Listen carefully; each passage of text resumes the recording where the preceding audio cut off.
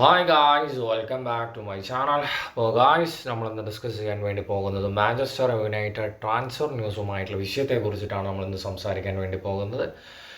ആദ്യം തന്നെ റാഷ്ഫോർഡിൽ നിന്നും തുടങ്ങാം. റാഷ്ഫോർഡിനായി AC മിലാൻ രംഗത്ത് വന്നിരിക്കുകയാണ്. 50 മില്യൺ യൂറോ ആണ് അവർ ഓഫർ ചെയ്തിരിക്കുന്നത് എന്നാണ് അറിയാൻ വേണ്ടി സാധിച്ചത്. പേഴ്സണലി എനിക്ക് റാഷ്ഫോർഡ് പോകുന്നതിനെ കുറിച്ചിട്ട് താല്പര്യം ഉണ്ടോയെന്ന് ചോദിച്ചാൽ താല്പര്യമുണ്ട്, ഇല്ല എന്ന് വെച്ചാൽ ഇല്ല. അങ്ങനെയുള്ളൊരവസ്ഥയിലാണ്. അമോറിം വന്നതിന് ശേഷമാണ് റാഷ്ഫോർഡ് ശരിക്കും പെട്ടുപോയത് എന്ന് എനിക്ക് മനസ്സിലാക്കാൻ പറ്റിയൊരു കാര്യം. അമോറിമിൻ്റെ ആ ഒരു സിസ്റ്റത്തിൽ ഓൾറെഡി റാഷ്ഫോർഡിൻ്റെ റോൾ ഉണ്ട് എന്ന് അമോറിം ഓൾറെഡി പറഞ്ഞതാണ്. പക്ഷെ അതിന് ശേഷം ഇതുവരെ റാഷ്ഫോർഡിനെ സ്ക്വാഡിലേക്ക് ഉൾപ്പെടുത്തുന്നതായിട്ട് ഞാൻ കണ്ടിട്ടുമില്ല. ലാസ്റ്റ് വന്ന ഗർണാച്ചോ റാഷ്ഫോർഡ് വിഷയം, അതായത് ആദ്യ 11 സ്ക്വാഡ് പ്രഖ്യാപിക്കുന്നത് അനൗൺസ് ചെയ്യുന്നതിന് മുമ്പ് ഇത് ലീക്കാവുന്നു എന്നുള്ളതാണ് ഇവരുടെ പേരിലുള്ള ഒരു കംപ്ലൈൻറ്റ് വന്നിട്ടുള്ളത്. ഇത് ഇപ്പോൾ തുടങ്ങിയതല്ല, ഒരുപാട് കാലങ്ങളായിട്ട് നടന്നുകൊണ്ടിരിക്കുന്നു. ഗർണാച്ചോയുടെ പ്രശ്നം, ഗർണാച്ചോയുടെ ബ്രദറാണ് പുറത്ത് ലീക്ക് ചെയ്യുന്നത് എന്നാണ് അറിയാൻ വേണ്ടി സാധിച്ചത്. ഗർണാച്ചോ പറയാതെ ഒരിക്കലും ഗർണാച്ചോയുടെ ബ്രദർ അറിയില്ല, അത് വേറൊരു കാര്യം. പക്ഷെ ഭാഗ്യവശാൽ ഗർണാച്ചോ രക്ഷപ്പെട്ടു. ആ ഒരു രണ്ട് മത്സരം ഗർണാച്ചോ ആദ്യ സ്കോറിൽ ഉണ്ടായിരുന്നില്ല. പിന്നെ സബ് ആയിട്ട് മാത്രമാണ് ഗർണാച്ചോയും പ്ലേസ് ചെയ്തിട്ടുണ്ടായിരുന്നത്. പക്ഷേ അവസാനം കളിച്ച ആ ഒരു മാച്ചിൽ ആദ്യ 11 തന്നെ ഗർണാച്ചോനെ കളിപ്പിച്ചു. ഗർണാച്ചോ ആയിട്ട് വലിയ പ്രോബ്ലം വരാനുള്ള സാധ്യത കാണുന്നില്ല. റാഷ്ഫോർഡ് പോകുന്നതിൽ നല്ല രീതിയിൽ സങ്കടമുണ്ട്. പക്ഷേ സിസ്റ്റവുമായിട്ട് ഒരിക്കലും കണക്റ്റ് ആവാൻ സാധിക്കുന്നില്ലെങ്കിൽ പോകുന്നതായിരിക്കും റാഷ്ഫോർഡിൻ്റെ ഫ്യൂച്ചറിനും നല്ലത് എന്നാണ് എനിക്ക് പറയാനുള്ളത്. വണ്ടർ കിഡായിട്ട് വന്നതാണ്, പക്ഷെ ഇത്രയും വർഷങ്ങളായിട്ടും റാഷ്ഫോർഡിൻ്റെ തരത്തിലുള്ളൊരു സിഗ്നേച്ചർ യുണൈറ്റഡിൽ പതിപ്പിക്കാൻ സാധിച്ചില്ല എന്നാണ് എനിക്ക് പറയാനുള്ളത്. ഇപ്പോൾ റൊണാൾഡോ ആയാലും ടവേഴ്സ് ആയാലും ഇവരൊക്കെ വന്ന ഒരുപാട് പ്ലേയേഴ്സിൻ്റെ, പ്രത്യേകിച്ച് എനിക്ക് മൈൻഡിൽ വന്ന ഒരു പ്ലേയേഴ്സിൻ്റെ പേരാണ് മെൻഷൻ ചെയ്ത് പറഞ്ഞത്.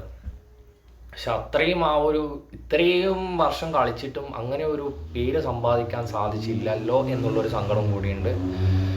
പിന്നെ അടുത്തതായിട്ട് കസമീറോ ആണ് പറയുന്നത്. കസമീറോ എന്താണ് എനിക്ക് മനസ്സിലാവുന്നത്. കസമീറോ ഇതുവരെ അമോറിം വരുന്നതിന് മുന്നേ നല്ല ഫോമിൽ കളിച്ച ഒരു പ്ലെയർ തന്നെ ആയിരുന്നു കസമീറോ. ടെൻഹാഗ് ആയാലും അതുപോലെ നിസ്റ്റൽറോയുടെ കീഴിലായാലും നല്ല രീതിയിൽ എഫേർട്ട് ഇടുന്നതും അത് സക്സസ് ആവുന്നതും കണ്ടിട്ടുണ്ട് ഒരുപാട് മാച്ചസിൽ.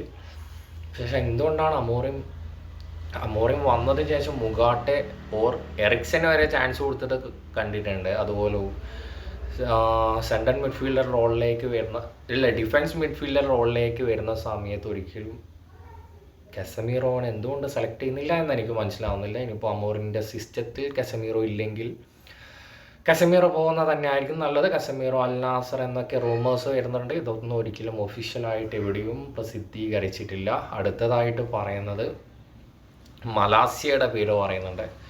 മലാസിയും പോകുന്നതായിരിക്കും നല്ലതെന്ന് എനിക്ക് തോന്നുന്നു. മലാസിയനെ കൊണ്ടും വലിയ രീതിയിലുള്ളൊരു ചില സമയത്ത് കുറച്ച് ബെറ്ററായിട്ട് പെർഫോം ചെയ്യുന്നത് കാണാൻ സാധിക്കുന്നുണ്ട്. പക്ഷെ ഒരു ബിഗ് മാച്ചസ് ഒന്നും വരുമ്പം ഒരു ഫസ്റ്റ് ചോയ്സായിട്ടൊന്നും ഒരിക്കലും മലാസ്യ പോലെ ഉള്ളൊരു പ്ലെയർ മാഞ്ചസ്റ്റർ യുണൈറ്റഡിന് കണക്ട് ആവാൻ സാധിക്കില്ല എന്നാണ് പറയുന്നത്. വേറെ ഏത് ക്ലബ്ബിൽ പോലും ചിലപ്പോൾ സക്സസ് ആയേക്കാം. നിലവിൽ മലാസിയുടെ ഒരു ആവശ്യം ഇല്ല എന്ന് തന്നെയാണ് എനിക്ക് തോന്നുന്നത്. നിങ്ങളുടെ അഭിപ്രായം കമൻറ്റിൽ രേഖപ്പെടുത്തുക. അടുത്തതായി എനിക്ക് പേഴ്സണലി സെല് ചെയ്യണമെന്ന് തോന്നിയ ഒരു പ്ലെയറാണ്,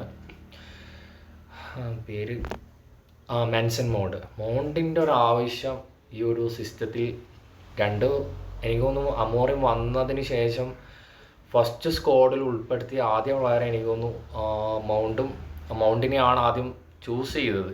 അതും അറ്റാക്കിംഗ് മിഡ്ഫീൽഡിൽ കളിക്കുന്ന ബ്രൂണോ ഫെർണാണ്ടസിനെ സെൻട്രൽ മിഡ്ഫീൽഡിലേക്ക് ആഡ് ചെയ്തിട്ടാണ് ആ ഒരു പൊസിഷനിലേക്ക് മൗണ്ടിനെ പ്ലേസ് ചെയ്യുന്നത്. പക്ഷെ മൗണ്ടിന് വലിയ രീതിയിലൊന്നും എടുത്ത് പറയാൻ വേണ്ടിയിട്ടുള്ള ഒരു കാര്യവും ചെയ്തതായിട്ട് ഞാനിതുവരെ കണ്ടിട്ടില്ല. പക്ഷെ മൗണ്ടിന് ഒരുപാട് ഫാൻസുകാരുണ്ട്, അവരൊക്കെ ഒന്ന് പൊങ്കാലയിടാനുള്ള എല്ലാ സാധ്യതയും കാണുന്നുണ്ട്. അപ്പോൾ മൗണ്ടിൻ്റെ ആവശ്യം ഈ ഒരു സിസ്റ്റത്തിൽ മാഞ്ചസ്റ്റർ യുണൈറ്റഡ് ഇല്ല എന്നാണ് എനിക്ക് പറയാനുള്ളത്.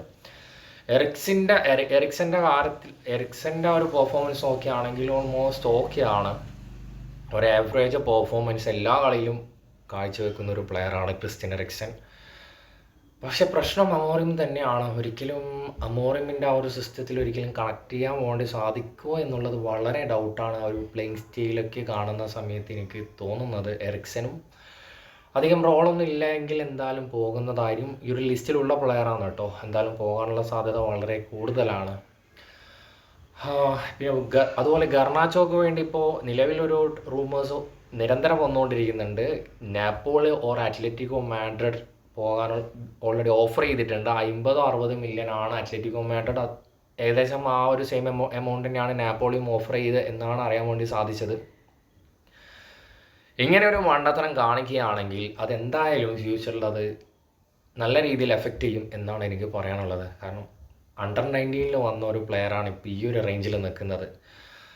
ഒരു അത്യാവശ്യം ഒരു ചെറിയ സമയം കൊണ്ട് തന്നെ ഇത്രയും വലിയൊരു റിസൾട്ട് തരാൻ വേണ്ടി ഗർണാച്ചോക്ക് സാധിച്ചു. കഴിഞ്ഞ season one of the best goal സ്കോററായിട്ട് ഗർണാച്ചോനെയാണ് സെലക്ട് ചെയ്തത്.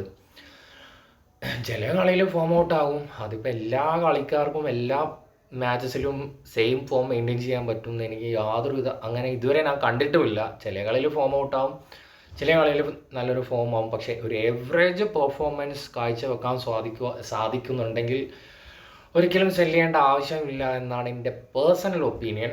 ഗർണാച്ചോനെ സെല്ല് ചെയ്യുകയാണെങ്കിൽ അത് വലിയൊരു മണ്ടത്തരമായിരിക്കുമെന്ന് തന്നെയാണ് എനിക്ക് പറയാനുള്ളത്. വെറും 20 വയസ്സ് മാത്രമാണ് പ്രായം എന്നും കൂടി നമ്മൾ ആലോചിക്കേണ്ട കാര്യമാണ്. അപ്പോൾ വയസ്സ് ഇതാണ് മാഞ്ചസ്റ്റർ യുണൈറ്റഡിൻ്റെ പുതിയ അപ്ഡേഷൻ. അപ്പോൾ നെക്സ്റ്റ് വീഡിയോയുമായി വീണ്ടും കാണാം.